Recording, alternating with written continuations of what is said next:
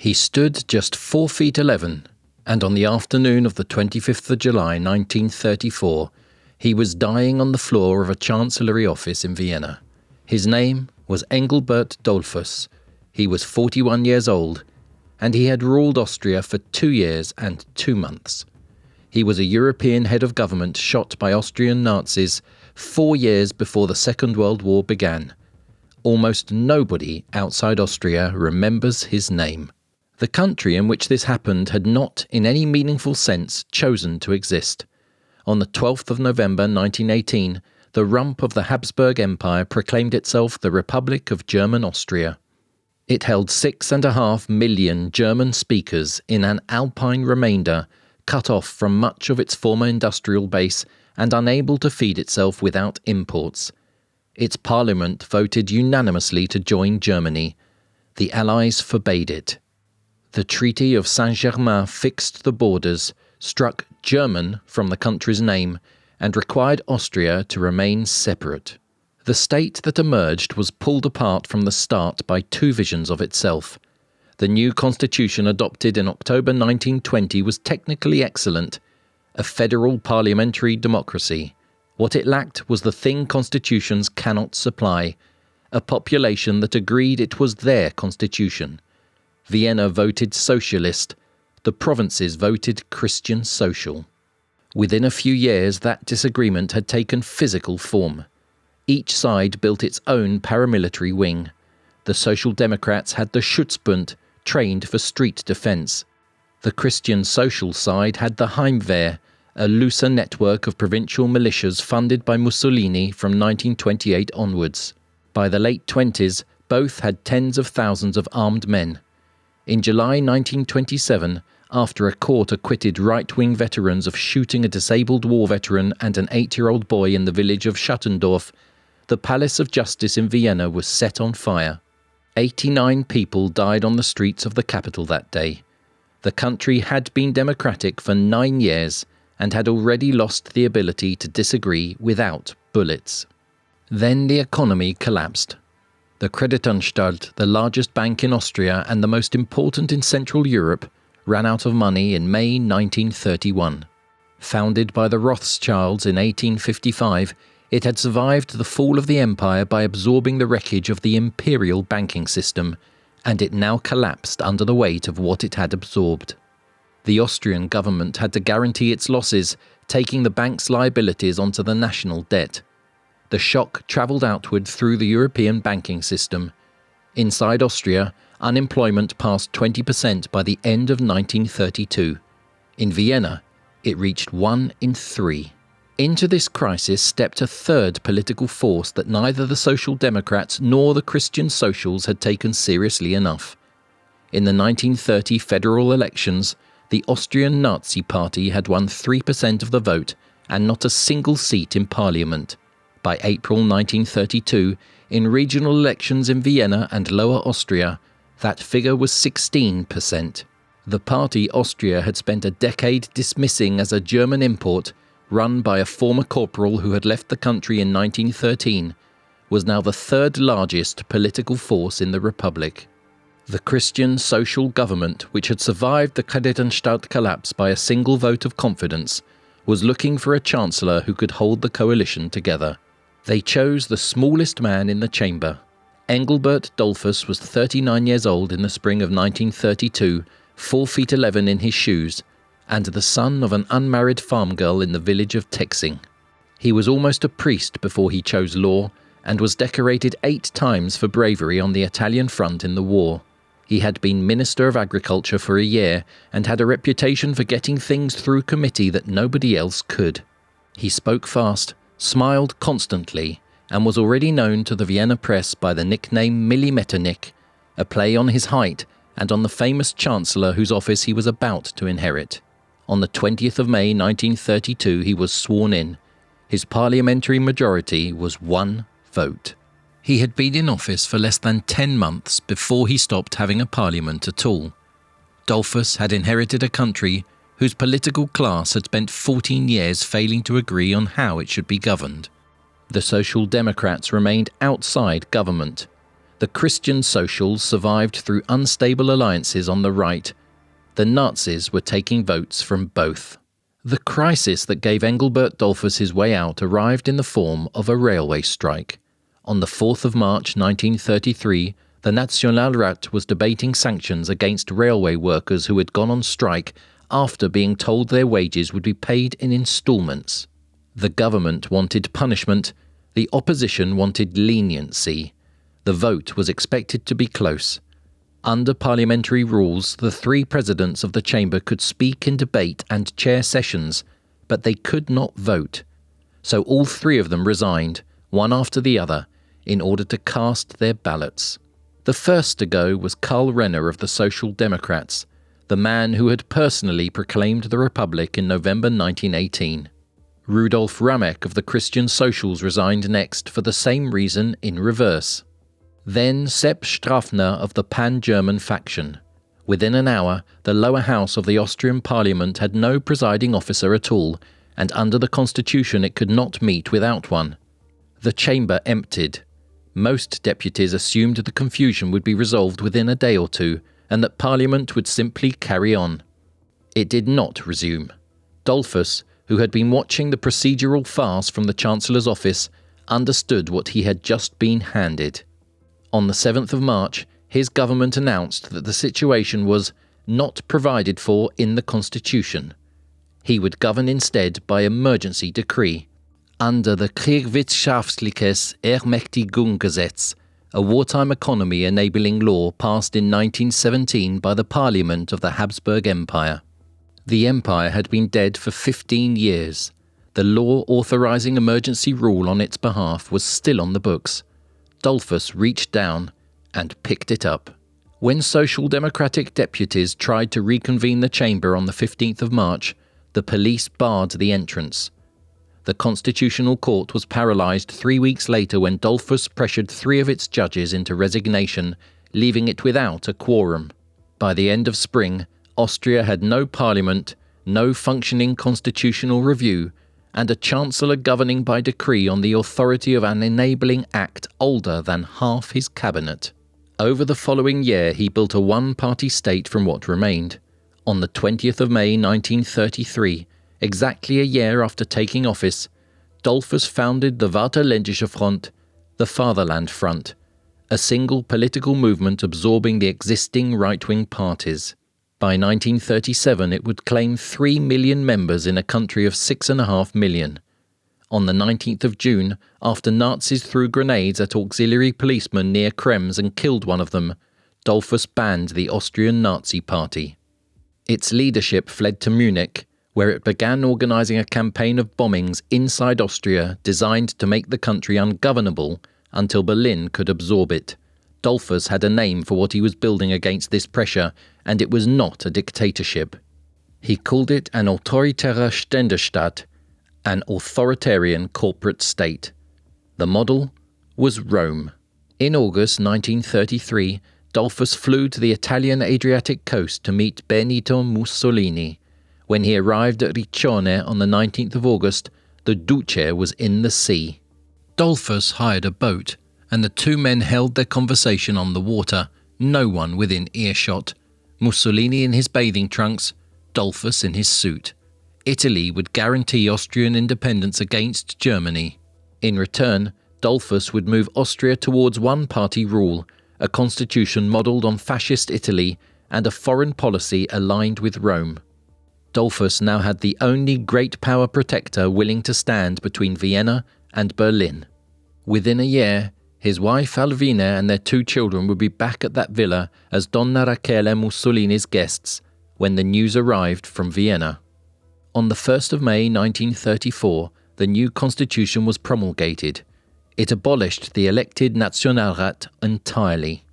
One major political organisation still remained beyond his control, and during the winter of 1933, Dollfuss prepared to move against it. The Social Democratic Party of Austria had over 600,000 members and an armed wing. Since the German party had been banned in 1933, it was the largest still legal in the German-speaking world. It had governed Vienna continuously since 1919, building the great municipal housing blocks that the world by then knew as Red Vienna. On the 11th of February 1934, Emil Fay, the Heimwehr commander Dollfuss had made vice-chancellor 4 months earlier, gave a speech to his men in Langenlois. "Tomorrow," he told them, "we will get to work and we will make a good job of it." The next morning, 12th of February, Heimwehr units and police raided the Hotel Schiff in Linz, a Social Democratic Party building suspected of holding weapons. The local Schutzbund commander, a printer named Richard Bernaschek, had been demanding for weeks that Otto Bauer authorize armed resistance to the next provocation. Bauer had refused. Bernaschek that morning decided not to wait for him. He gave the order to fire. The 4 days that followed became one of the first great armed confrontations between European socialism and a fascist state. Fighting spread from Linz to Steyr, to Bruck an der Mur, to Judenburg, and to Vienna itself, where Schutzbund units took up defensive positions inside the municipal housing blocks. The Karl-Marx-Hof, over a kilometre-long home to 5,000 people, became the symbol of what happened next. The Austrian Federal Army deployed light artillery and shelled the housing complexes from the surrounding streets. Civilians who had no part in the fighting were inside their apartments while the shells came in. One of the men who answered Bernaschek's call was Koloman Wallisch, a 44-year-old bricklayer by trade and Social Democratic deputy for Styria. On the 14th of February he travelled from Graz to Bruck an der Mur, where local Schutzbund units had taken the town. When the Federal Army came, he went into the mountains with several hundred followers. The government put 5,000 shillings on his head. He was betrayed and captured on the 18th. Martial law was then extended so that he could be sentenced to death. He was tried and hanged in the courtyard of the court at Leoben on the 19th of February. His last words were for social democracy, and then one word on its own: Freiheit, freedom. By the 15th of February, the fighting was over. Official government figures gave 196 Schutzbund dead and 118 government dead, with around 800 wounded. 9 Schutzbund leaders were hanged after summary courts-martial. The Social Democratic Party was formally banned on the 12th of February, before the fighting had even stopped. Otto Bauer crossed into Czechoslovakia and made his way to Brno. The largest democratic opposition force in Austria had been eliminated in less than a week. The morning of the 25th of July 1934 began for Engelbert Dollfuss with a warning that arrived too late to be useful. Around 11, a tip reached the Vienna police that an attack on the Chancellery was being prepared for that afternoon. The information was specific: names of suspected conspirators, the approximate timing, the building. The senior officer who received it ordered an investigation rather than a deployment. By the time anyone in authority understood what was coming, the trucks were already moving through the centre of Vienna. The men inside them were Austrian. 154 members of SS Standarte 89, an Austrian Nazi paramilitary unit organised under direct orders from Berlin, dressed for the morning in stolen Bundesheer uniforms and police uniforms. Their leader on the ground was Otto Planetta, 34 years old, born in Wischkow in Habsburg, Moravia, a veteran of the Imperial Army who was out of work when the SS recruited him. At noon, his column drove into the courtyard of the Bundeskanzleramt on the Ballhausplatz, and the guards at the gate, taking the men in uniform for an official detail, opened the inner doors. The attackers had arrived at an unusually favourable moment. The Chancellery was nearly empty. Dollfuss had convened his cabinet that morning, but the meeting had ended early. Most ministers had left for lunch. Kurt Schuschnigg, the Minister of Education, had walked out a few minutes before the attackers arrived. Dollfuss himself was preparing to leave when his secretary rushed in with the same warning the police had received an hour earlier. He had no time to reach the rear staircase. The men in the courtyard were already inside the building. What happened in the next several minutes is documented in the testimony given at the trial of Otto Planetta a week later. Planetta entered an office on the first floor with 2 other men. The room had been darkened against the July sun. He saw a tall figure, 6'7", and ordered the man to put his hands up. The figure was Eduard Hedvicek, Dollfuss's personal secretary, who had stepped in front of his chancellor to shield him. He fired at close range. 2 shots passed Hedvicek and struck the smaller man behind him in the throat and the armpit. Dollfuss fell to the floor. At the trial, Planetta insisted he had not known who he was shooting. The presiding judge replied that his story was too stupid to be believed. Whether Planetta recognized Dollfuss before he fired remains less important than what the conspirators did afterwards. The other conspirators carried Dollfuss into an adjoining room and laid him on a divan. He was conscious. He was bleeding heavily from the throat. He asked for a doctor. The men holding him refused. He asked for a priest, for the last rites that for a devout Catholic chancellor mattered as much as the medical care.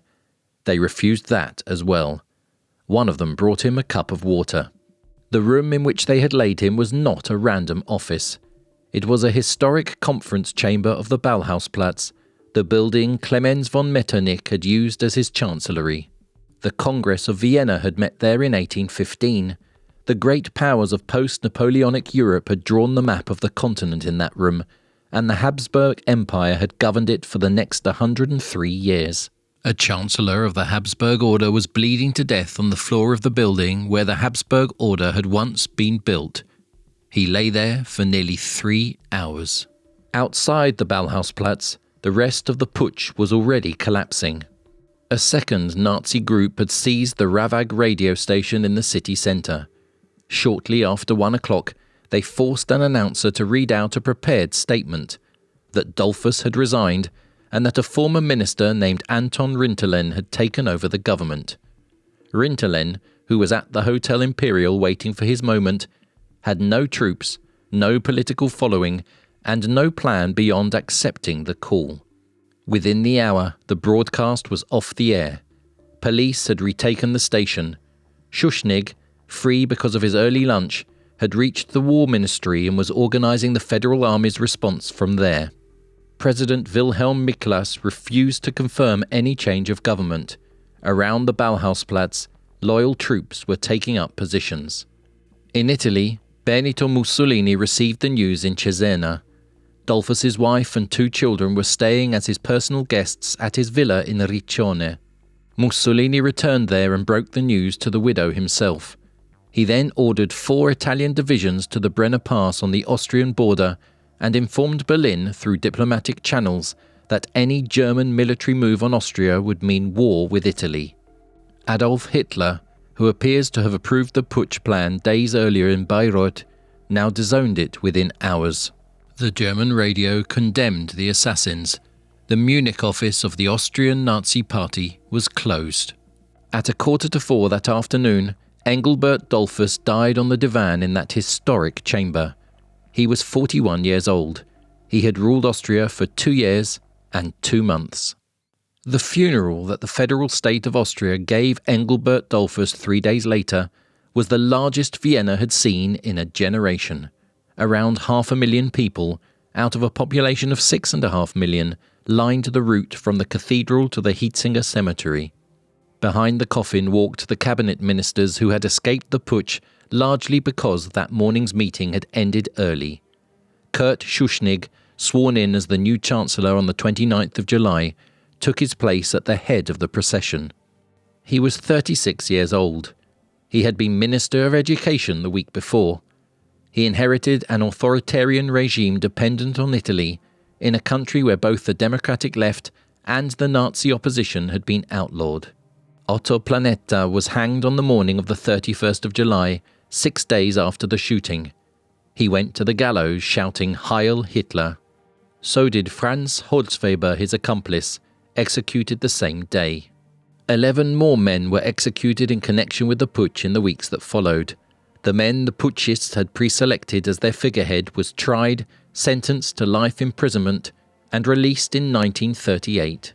The Austrian Nazi Party went underground, scattered into Bavaria, and began rebuilding. Berlin disowned them in public. In private, it kept paying their bills. For 3.5 years, Schuschnigg kept Dollfuss's system in place. the Fatherland Front, the closed parliament, the bans on both Social Democrats and Nazis, and the alliance with Mussolini. Mussolini guaranteed Austrian independence as late as 1936. But after Italy invaded Ethiopia in 1935 and faced international sanctions, Mussolini turned towards Germany. By November 1936, the Rome-Berlin axis had been announced. What followed was a slow constriction that Schuschnigg could see and could not prevent. On the 12th of February 1938, exactly 4 years after the Federal artillery had shelled the Karl-Marx-Hof, Hitler summoned him to the mountain retreat at Berchtesgaden. He demanded the legalization of the Austrian Nazi Party and the appointment of the Nazi lawyer Arthur Seyss-Inquart as Minister of the Interior. Schuschnigg agreed. He returned to Vienna and 3 weeks later, on the 9th of March, announced a referendum on Austrian independence to be held the following Sunday. Hitler responded by mobilizing the Wehrmacht. On the 11th of March, under direct threat of invasion, Schuschnigg resigned. Seyss-Inquart, now Chancellor for a few hours, formally invited German troops to enter Austria to restore order. On the 12th of March, the Wehrmacht crossed the border unopposed. On the 13th of March, the Anschluss was proclaimed. The country Dollfuss had died to keep separate from Germany had ceased to exist. What Schuschnigg lacked in March 1938 were the democratic institutions Dollfuss had spent years destroying: functioning trade unions, an organised democratic opposition, a free press, and a parliament able to speak for Austria in public. None of these could have guaranteed resistance to Hitler. Otto Bauer, watching all of this from Paris, died of heart failure on the 4th of July 1938, less than 4 months after the Anschluss. He was 56. His final political appeal was published in the London News Chronicle on the day of his death.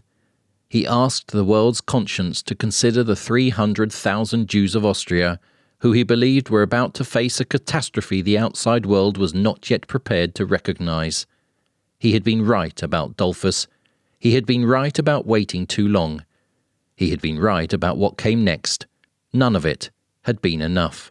What happened to the memory of Dollfuss after 1945 is its own story. Austria after the war presented itself to the world as the first victim of Nazi aggression, a country that had been annexed, not one that had welcomed annexation. That framing, sometimes called the victim myth, served a real political purpose. It allowed the new Second Republic to rebuild without confronting the scale of Austrian participation in the regime that followed 1938. Dollfuss fitted comfortably into that account. He had been killed by Nazis and had opposed Hitler's plans for Austria. For decades, far less attention was paid to the democracy he had destroyed, the party he had banned, and the working-class housing his government had shelled. His portrait hung for decades in the parliamentary offices of the Austrian People's Party, defended by one party leader after another. In 2017, after years of public argument, it was handed to the Lower Austrian State Museum as a permanent loan. It was shown there in an exhibition until 2019 and then went into store.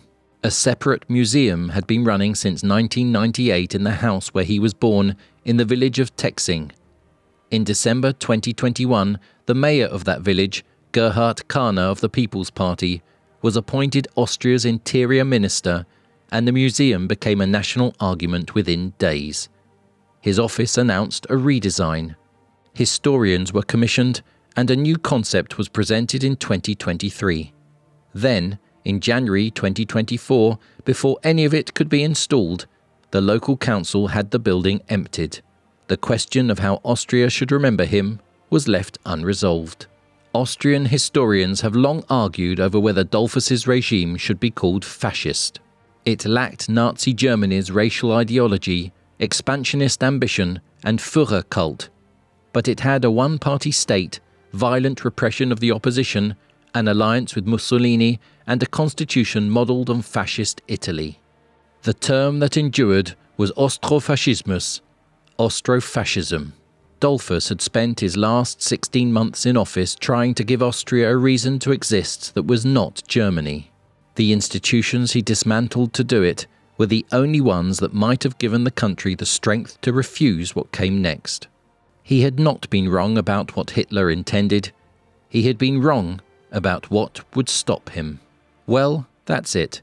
Thanks for watching. To see the fascist model that shaped Dollfuss's Austria, watch our video on Mussolini, the man who built Europe's first fascist regime, became Austria's protector, and then abandoned it. Please like and subscribe, and let us know in the comments which story we should cover next.